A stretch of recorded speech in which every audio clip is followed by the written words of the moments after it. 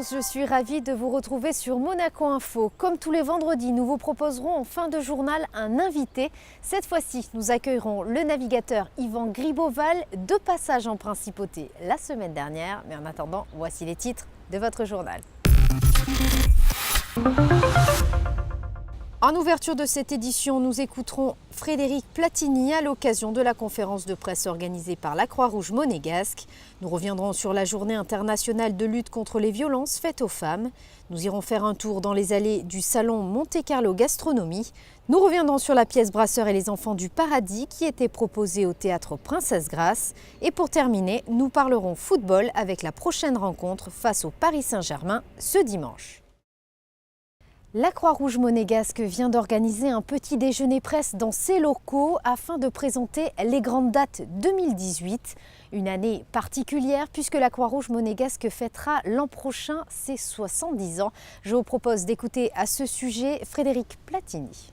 Ça va être l'année de nos 70 ans, donc on commence à avoir un âge respectable. On a prévu toute une série d'événements, une exposition sur les 70 ans de la Croix-Rouge et puis un gala encore plus festif. Mais il y aura aussi des activités toute l'année, comme vous avez pu le voir aujourd'hui. En quelques mots, qu'est-ce que fait la Croix-Rouge tout au long de l'année ? C'est une réalité au quotidien, c'est plus d'une cinquantaine d'employés, c'est plus de 600 bénévoles, c'est du secourisme, c'est du social, c'est une présence dans toutes les maisons de retraite, c'est une présence aussi avec les enfants puisqu'on a une crèche-garderie, c'est du secourisme, donc c'est l'activité à travers la cité. Nous l'avons relayé à plusieurs reprises sur notre antenne via différents témoignages. La Principauté s'associe à la Journée internationale de lutte contre les violences faites aux femmes. Temps fort de cette mobilisation, une conférence organisée au lycée technique et hôtelier de Monaco avec pour thématique violence dans le couple, pourquoi les femmes ne partent-elles pas ? Un reportage d'Émilie Rousseau.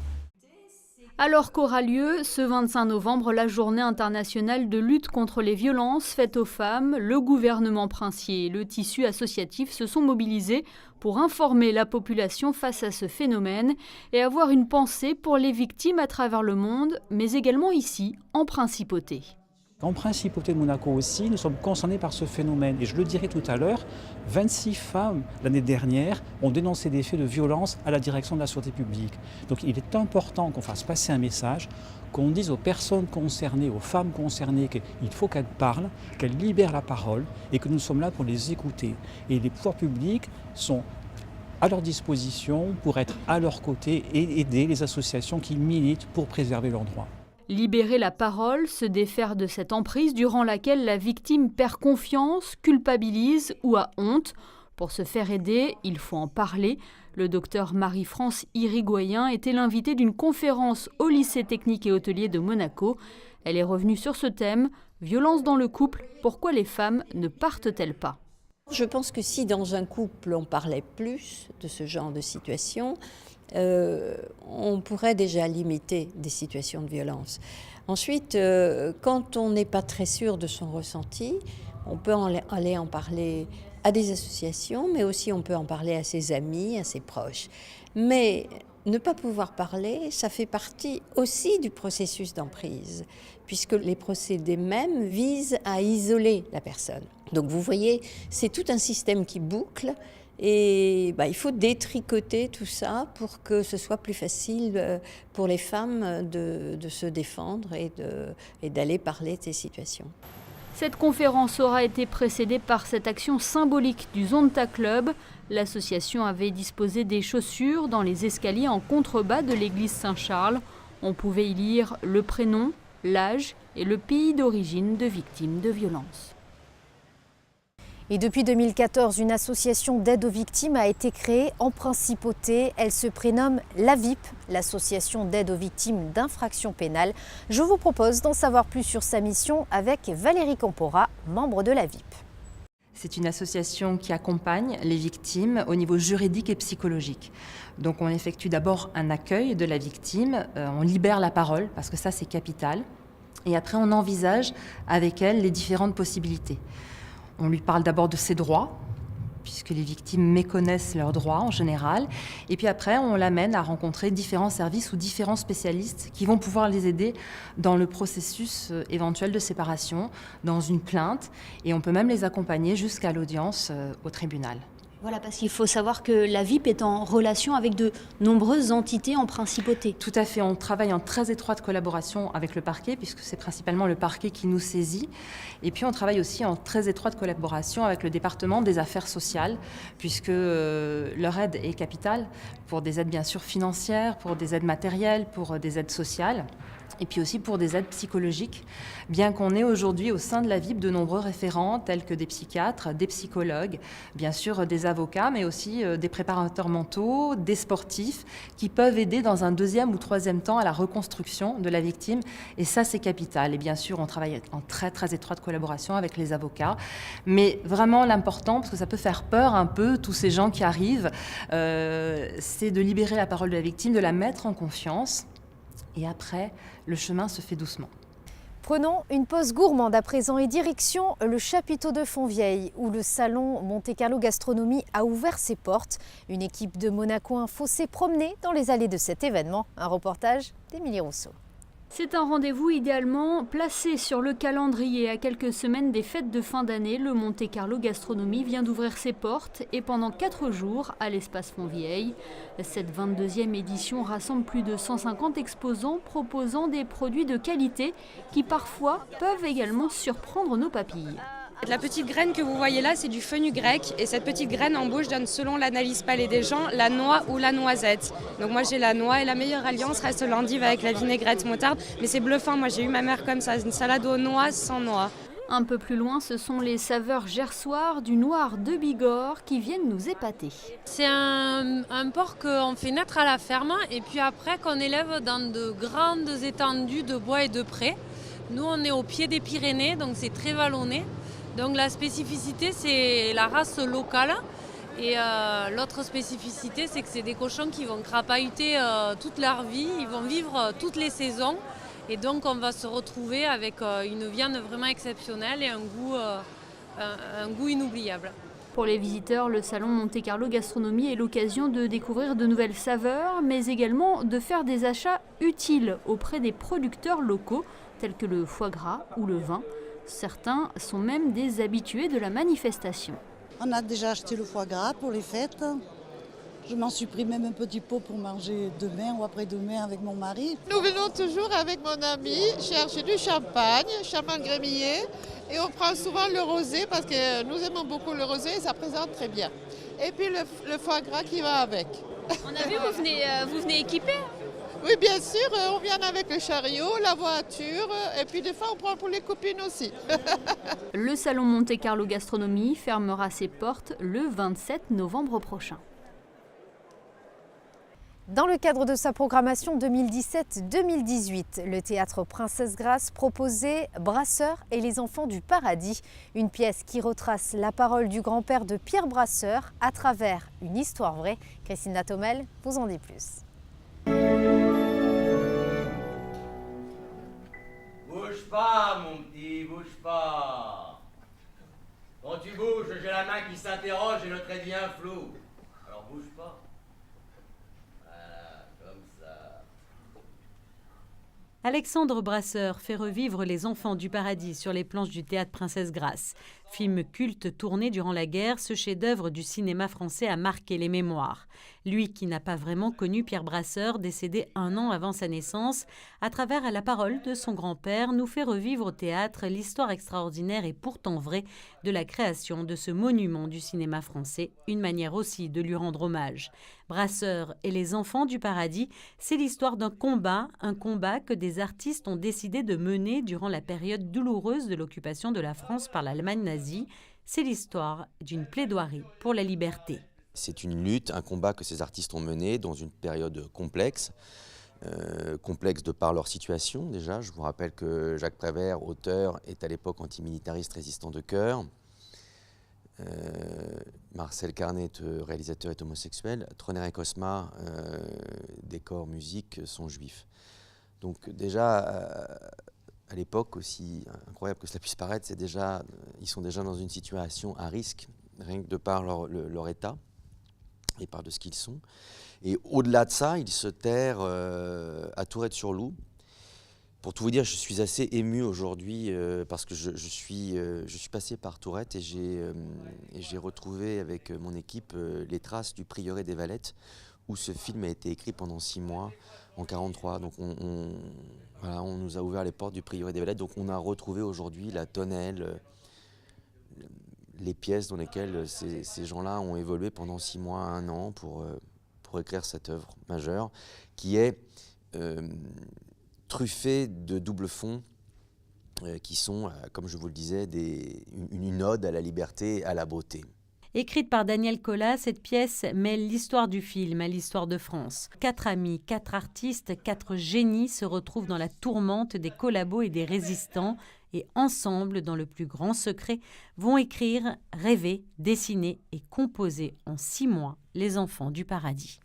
Nous vous interrogeons sur l'éventualité de la reprise du tournage du film. Et pour terminer, parlons football. Match de gala ce dimanche soir au Stade Louis II. Monaco reçoit le Paris Saint-Germain dans le cadre de la 14e journée de Ligue 1. Frédéric Elion vous présente les enjeux de cette rencontre. Ce n'est pas l'adversaire idéal pour se remettre d'une élimination prématurée en Ligue des Champions. 5 jours après la claque reçue face à Leipzig, Monaco retrouve la Ligue 1 et reçoit le Paris Saint-Germain dimanche soir. Monaco-PSG, c'est une sorte de deuxième match européen de la semaine, un duel entre le leader du championnat et son dauphin, entre le champion et le deuxième de l'an passé. 6 points séparent les deux équipes au classement, une victoire ferait un bien fou aux têtes monégasques. Mentalement, l'équipe sait bien que chaque compétition n'est pas beaucoup de relation avec l'autre, avec le championnat. Nous va jouer un match important contre un Paris très fort au niveau international, au niveau national aussi. On ne regarde pas vraiment le classement. Nous, notre objectif, c'est de terminer deuxième pour pouvoir faire une campagne supplémentaire de Ligue des Champions. C'est vraiment notre objectif en fin de saison. Et voilà, on regarde match par match et on essaye de gagner tous les matchs. Et voilà, si dimanche on vient à 9 points, on sera au taquet pour la suite du championnat pour tenir cette deuxième place.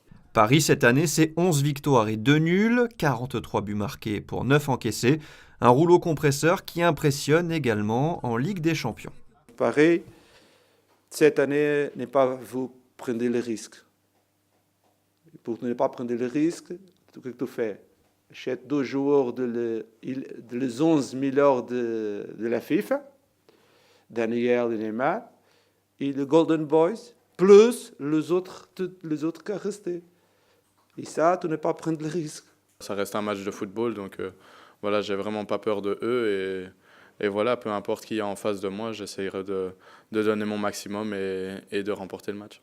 Djibril Sidibé et Thomas Lemar ont repris avec le groupe. Jovetic est lui en reprise adaptée suite à une blessure à la cuisse et sera forfait.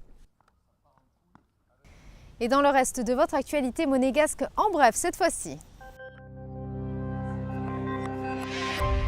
En juillet dernier, le meeting Hercules fêtait dignement ses 30 ans avec la présence du roi du sprint, Usain Bolt. Lors d'un cocktail au Fairmont en présence du prince Albert II, les organisateurs sont revenus sur le succès de l'édition 2017 et ont annoncé la date du prochain Hercules. Il aura lieu le 20 juillet 2018. On y verra peut-être Mutas Barchim, vice-champion olympique de saut en hauteur, et Katerina Stefanidi, championne olympique en titre de saut à la perche, qui ont reçu un Diamond Pass. À noter également que lors de cette soirée, Jean-Pierre Schebel, directeur du meeting Hercules, a reçu l'European Athletics Member Federation Awards pour son implication et son travail dans le domaine de l'athlétisme.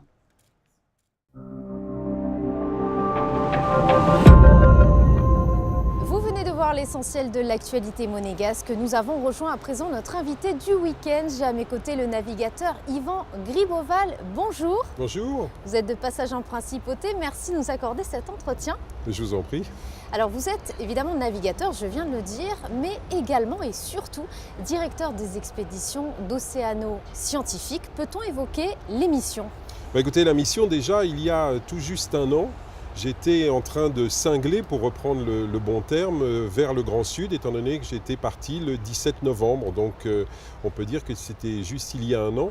Et l'objectif donc de l'association océano-scientifique, et par-delà l'association de sa mission océanographique, c'est de collecter des données à l'interface océan-atmosphère, c'est-à-dire exactement là où se joue le climat, l'interaction entre la mer et l'air, et principalement sous le 40e parallèle sud, c'est-à-dire sous les caps de Bonne-Espérance en Afrique du Sud, Lieuwin en Australie, et bien évidemment le Cap Horn au sud du Chili, au sud de l'Amérique du Sud. Donc l'objectif est de collecter ces fameuses données au même moment, aussi bien dans l'eau que dans l'air. Alors finalement, ces navigations autour du monde permettent, vous venez de le dire, de sensibiliser le grand public. J'aimerais savoir comment c'est perçu, notamment par les enfants. Écoutez, la bonne nouvelle, parce que le problème du changement climatique est vraiment le grand défi de ce 21e siècle. Et quand on fait des conférences, quand on fait des interventions en public, les questions les plus pertinentes viennent, aussi bizarres aussi bizarre que ça puisse paraître, viennent des enfants. C'est-à-dire que notre cible de 7-10 ans est absolument passionnée par la nature, par l'environnement, et quand on leur parle de la préservation de l'océan, ils sont excessivement réceptifs. Donc c'est un énorme message d'espoir que de savoir que cette jeune génération va prendre en main ce sujet crucial de la protection de l'océan. On peut dire que les rôles sont inversés, les enfants apprennent finalement aux parents la façon de préserver les océans aujourd'hui ? Oui, et quand on voit la manière dont l'école de la Condamine, par exemple, a suivi tout mon périple, j'ai été régulièrement avec eux par téléphone satellite à répondre à leurs questions, à leur raconter mon aventure, on sait que par les enfants, on pénètre dans les foyers, on pénètre dans les familles, et c'est primordial pour délivrer ce message prioritaire de préservation de l'océan, car l'océan est vraiment la source de vie dont on va avoir terriblement besoin. Il faut savoir qu'aujourd'hui nous sommes 7,5 milliards sur la planète, que cette pauvre planète elle est déjà au bout de 6 mois chaque année totalement au bout de ses ressources, et quand on va être 9 milliards, il va bien falloir puiser ces ressources dans l'océan et y puiser avec le plus de parcimonie possible, avec le plus de respect possible, pour que les générations futures aient de quoi vivre et de quoi survivre. Alors vous êtes passionné par la mer, on l'a bien compris, mais plus particulièrement par le Grand Sud. D'où vient cette passion ? Alors là, je ne l'explique pas. J'ai eu l'occasion de courir sur le bateau qui s'appelait l'Esprit d'équipe, qui était skippé par Lionel Péan dans les années 85-86, la Whitbrain. On avait gagné, c'était la première victoire française dans la course autour du monde. Moi, j'avais fait cette épreuve sur la partie Cape Town, Auckland, donc dans l'océan Indien. J'avais tellement été fasciné par ces mers du Sud, qui sont évidemment hostiles, mais qui sont aussi un lieu d'une immense liberté, que j'en avais été totalement fasciné, et j'avais déjà envie de revenir de toute façon faire le tour du monde en solitaire, mais cette fascination pour le Grand Sud m'a amené à faire plus de 30 ans plus tard cette fameuse boucle, et je considère que je suis vraiment citoyen du Grand Sud, et je n'ai qu'une hâte, c'est d'y retourner en mission océanographique bien évidemment, mais c'est un espace extraordinaire. L'environnement est au cœur des préoccupations du gouvernement princier. J'imagine que de ce fait, vous êtes particulièrement attaché à la principauté ? Écoutez, c'est simple. Vous prenez la carte du monde, il y a un État et un chef d'État qui se bat matin, midi et soir pour défendre la biodiversité et surtout l'océan, c'est le prince souverain. Donc la logique est de venir renforcer son équipe, de venir apporter ce qu'on peut lui apporter, et je pense que lui permettre de disposer de données d'une grande qualité dans ces zones où absolument personne ne va, pas l'ombre d'un bateau scientifique, c'est lui apporter beaucoup pour l'aider à convaincre les autres chefs d'État. Faut bien comprendre que ce défi du changement climatique est un défi majeur. Quand j'en parle avec les scientifiques, ils me disent qu'il ne faut jamais oublier, Yvan, personne n'imaginait que les dinosaures allaient disparaître de la planète, et ils ont disparu très rapidement. Donc l'humanité est sur cette planète, mais rien ne nous dit que l'humanité conservera longtemps ce privilège. Et donc, se mettre dans les pas à la fois d'Albert Ier au niveau de la démarche scénographique et d'autre part aider le prince souverain Albert II dans sa démarche, ça me paraît absolument essentiel. Et donc s'il y a bien un endroit d'où il faut mener ces campagnes, c'est Monaco. C'est une telle évidence que j'imaginais pas partir ni revenir ailleurs. Eh bien, sachez que vous êtes toujours le bienvenu en Principauté. Merci beaucoup de nous avoir accordé cet entretien. On vous dit à très vite. Merci beaucoup. Merci aux équipes techniques de Monaco Info et nous nous quittons sur la météo. Très bon week-end. Samedi, le ciel sera assez couvert le matin avec un risque de pluie, nuages et quelques percées du soleil l'après-midi. Les températures seront en légère baisse avec un maximum de 15 degrés. Dimanche, le temps sera variable, le mercure sera stationnaire. Le retour d'un plein soleil est prévu en début de semaine avec lundi un thermomètre grimpant jusqu'à 16 degrés. Un répit de courte durée car le ciel sera voilé mardi puis incertain mercredi. Une timide amélioration est prévue pour les jours suivants, nous perdrons quelques degrés. Il fera par exemple 14 degrés au meilleur moment de la journée de jeudi.